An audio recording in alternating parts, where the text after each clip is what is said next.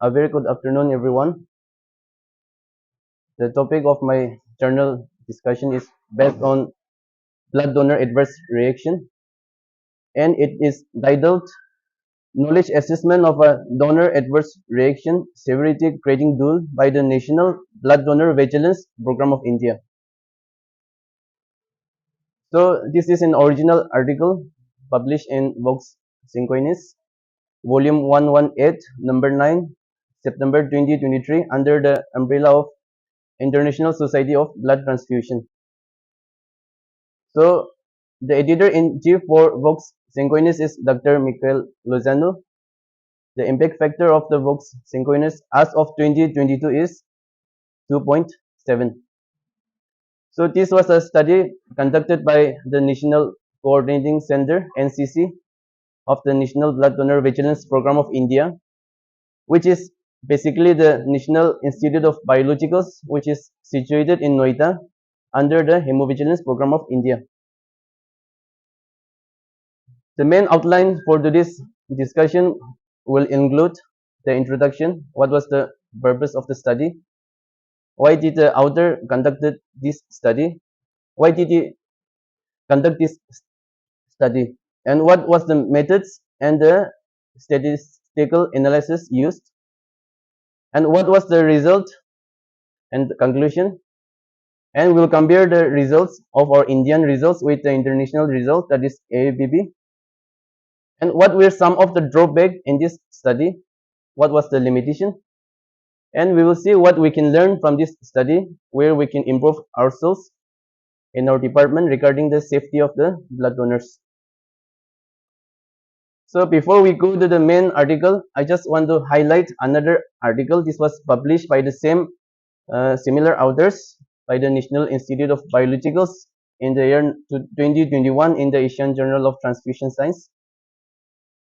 So this was a study to identify the types of the blood donor adverse reaction, to identify the types, distribution, and the frequency of the blood donor adverse reaction in the year 2016 and 2017 in different blood centers in India. And as you can see here, they categorize the blood donor adverse reaction into 5 main components. That is A, local complications, B, generalized complications, C, citrate related complications, D, allergic reactions, and E, other reactions. What we failed or what we missed in this study was to categorize the reactions based on the severity grading tool and the interventions done. So this is from the same study, and this is just for the general information. As you can see here, there are many studies have already been conducted in India regarding the blood donor adverse reaction. And as you can see here, the overall incidence of blood donor adverse reactions throughout the India and throughout these different types of study is widely variable, ranging from 0.2 to 5. And as you can see here, the most in all this study, the most common adverse reaction was generalized reactions, like for example, anxiety, fainting, dizziness, vasovagal reactions, etc. And we all know this, even in the Radkosh, there is a platform, there is a form to be filled for donor adverse reaction, which we are not doing it as of now. And if we look in this data, if we look in this form and compare with the Hemovigilance Program of India, the form given by the Hemovigilance Program of India, we can say that there are lots of data missing in this form. There are lots, and many important questionnaires are neglected in this form. And to conclude, I just want to conclude through this that even in the national level, there is no uniformity of data regarding the reporting of blood donor adverse reaction. There is no consensus of data of this. And this is the one of the main reason why this study was conducted, to bring a uniform data, to standardize a tool which can be utilized throughout the country while reporting a blood donor adverse reaction. And as we all know, blood donors play a very important role, play a very pivotal role regarding the continued demand in supply of blood in the blood center. And in all the blood centers, do you want more voluntary blood donors? Do you want more retention of blood donors? In all the blood centers, do you want the return of the repeated blood donors? But it's given in the ROSI 6th edition that if a donor has a minor reactions, there is 36% chance that he may not donate again. And if a donor has severe blood donor adverse reactions, there is 66% chance that he may never come to the blood bank again for donating blood.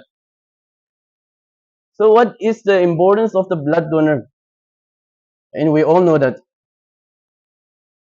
So this study was conducted to evaluate and identify and bring a standardized tool which can be used in the national platform and data of which can be used while implementing national program for the voluntary blood donors. So let's come to the introduction.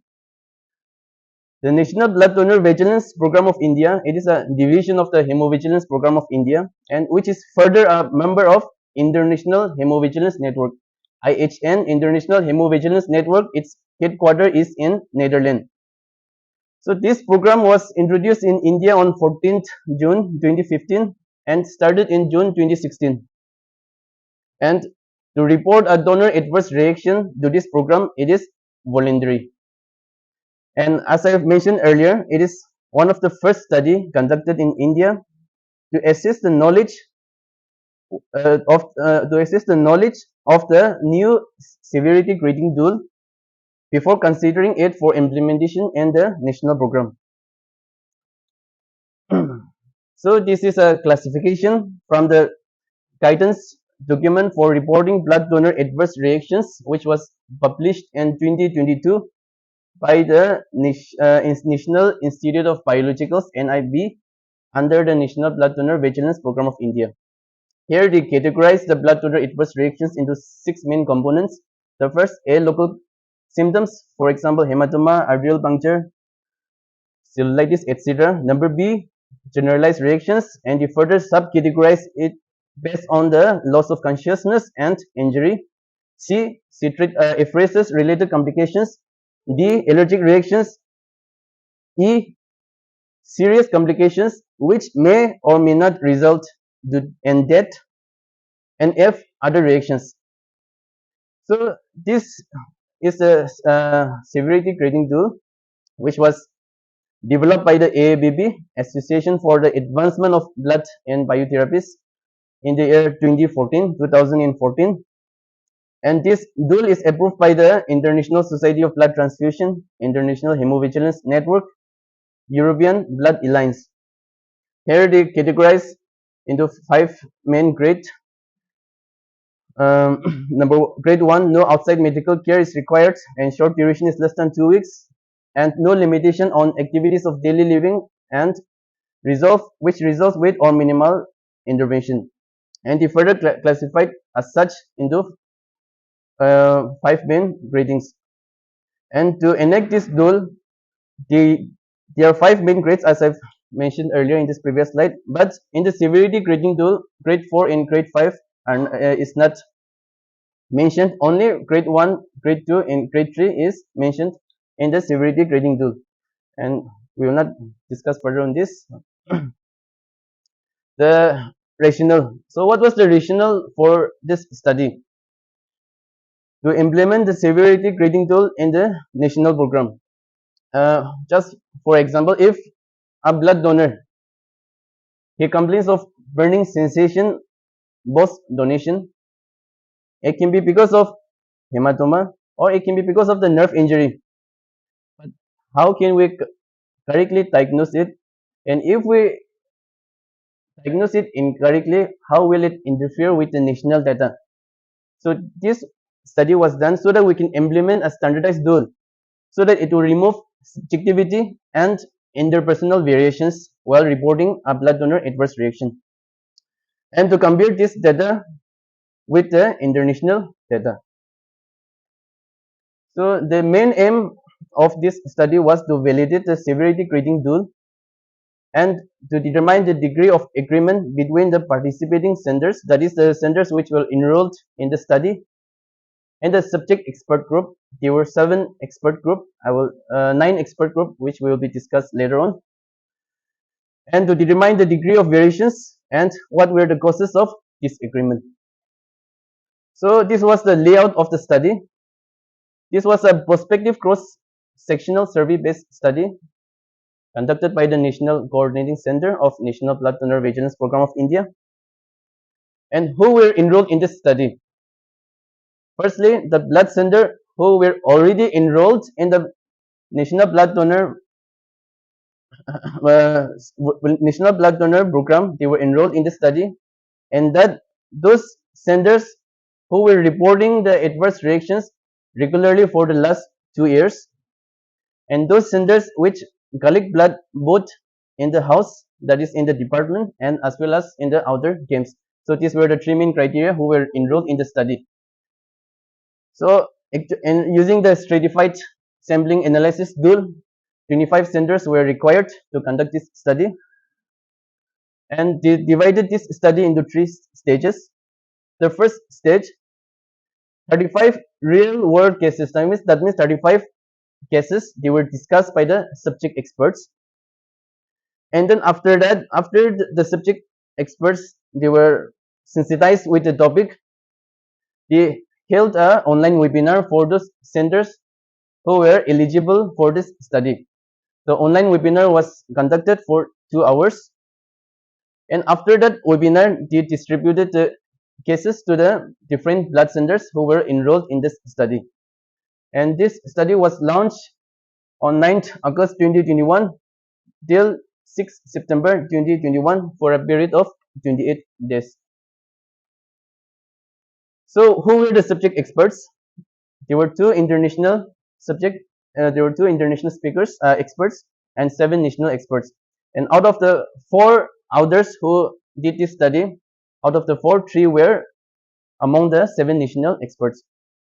So out of the 35 questions, 23 questions were from the whole blood related, 12 questions were from the apheresis related questions, and 29 questions were related to the single donor adverse reaction cases, and 6 were related to the double donor adverse reaction cases.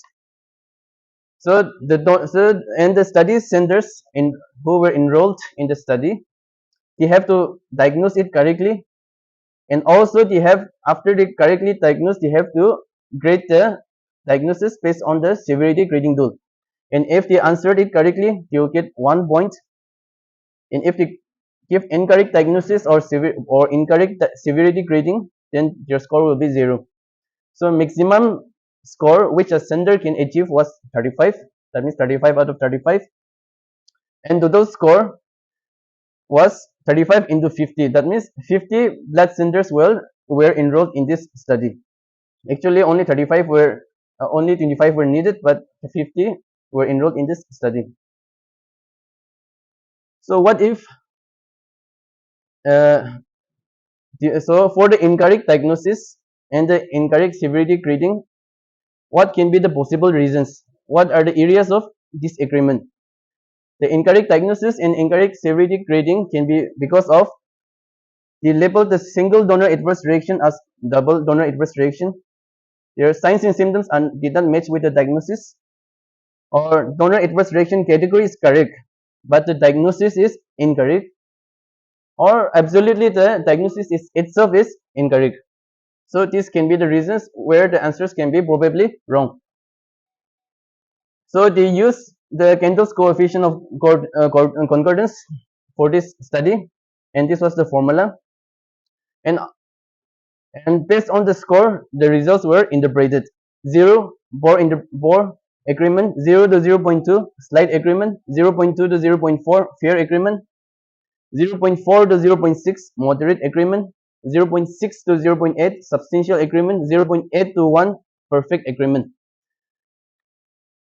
So as I've mentioned earlier, 65 blood centers received the cases, and only 53 centers, after the online webinar, only the 53 centers responded to the survey.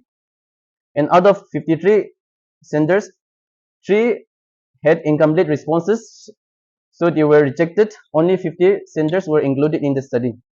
And out of the 50 blood centers who were enrolled in the study, 16 were hospital-based blood centers, government-based blood centers, 27 were private charitable trust blood centers, and 7 were stand-alone blood centers. So this was the result. Even among the experts who were expertise in the blood donor adverse reaction, even they had 90% agreement. Only, 90% agreement. There was not 100% agreement. There were 10% disagreement even among the subject expert group. And between the participant senders and the expert group, the degree of disagreement was 66.4%. And the Kendall's coefficient of concordance for this study was 0.271. So if we look at the scoring 0.271, it comes in the fair agreement. So in the Indian scenario, in the Indian study, the result was fair agreement as such as given by the Kendall's coefficient of concordance. And as you see here, uh, whole blood in the whole blood related blood questions, that is grade A, that is related to the local complications. Out of 139 questions, 76 were incorrect. And in the grade B, that is the generalized related questions, generalized reactions, out of 69 questions, 28 questions were incorrect. And in the apheresis, related questions, in the grade C, we know that it is related to the citrate. Out of 56 questions, 46 were incorrect. And we all know that during apheresis, citrate-related complications is one of the most common, and despite of that, which we encounter every day, during every procedure, despite of that, out of 56 questions, only 10 were correct. And this is the most interesting part. As I've mentioned earlier, who were the participants for this study? They were those senders who were already enrolled in the National Blood Donor Vigilance Program of India. They were updating the reports frequently, but despite of that, only 46.1 questions were correct. They made the correct diagnosis, and 53.8% were incorrect. So that is something very interesting. So, so our study, it was actually I can't say scope it, but it was we looked from this actually this is the original study which was conducted by AABB, one of the first study for this severity grading tool, and it was published in 25 May 2020 in the Journal of Transfusion. So in this study, their degree of agreement, that means the association was 0.84. So if we look 0.84, it is a perfect agreement. So in the AABB, it was a perfect agreement, but in the Indian scenario, it was fair. So why was the score in the Indian study very less compared to the international study? So we will study that in the further slide. So as I've mentioned earlier, the most common cause of incorrect diagnosis was wrong identification of subcategories of donor adverse reactions, wrong identification of donor adverse reaction reporting as single as a double. And the main reason why our study had very low agreement, it was a fair agreement, but compared to the international study, it was low. And this can be one of the possible reasons. The first reason was it was the first knowledge assessment based on severity grading tool in India. So proper sensitization was not done, and it was a tool developed by AABB, and many new terms and definitions were included in this tool. And the third reason was In the ABB study, the response, the response were done by the in charge or the head of the blood centers. But in India, the study, the response were given by the nodal blood center, which can be a medical, technical, or nursing officers. So there is a widely variation of information and knowledge in the Indian scenario. And the number four, subletting of work. After the online webinar was done, maybe some of the blood centers they handed the questions to their juniors or to the technical staff or untrained staff, because in one of the blood center, out of 35 questions, all the questions were wrong. So what was the limitation in this study? Like as I've said earlier, and we all know that it is very difficult to learn and understand second language that is universal. So even in the Indian scenario, if this severity grading tool was new and it was not studied earlier, and it is one of the first of the study conducted in India. So locals like us, we were not sensitized to the words and definition which was mentioned in the severity grading tool. And number two was it in the study they did not define minimum qualification criteria to those who will respond the cases. So to conclude, severity grading tool is a very useful method to report the severity of donor adverse reaction as well as to remove subjectivity in reporting. And it is important tool to collect uniform and meaningful data to compare with the international data. And even for us, like those medical professionals, it is an area of research. And in order to implement this, we need to have rigorous training and continued education for on basic definitions and categorization of donor adverse reactions. So this is the Hemovigilance blood donor adverse reaction form given by the Hemovigilance program of India, and I hope we are all aware of this.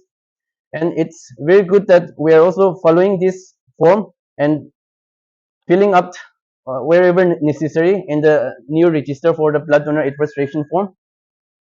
And after reading the article and the materials regarding the severity grading tool, I just want to highlight some things where we can improve ourselves.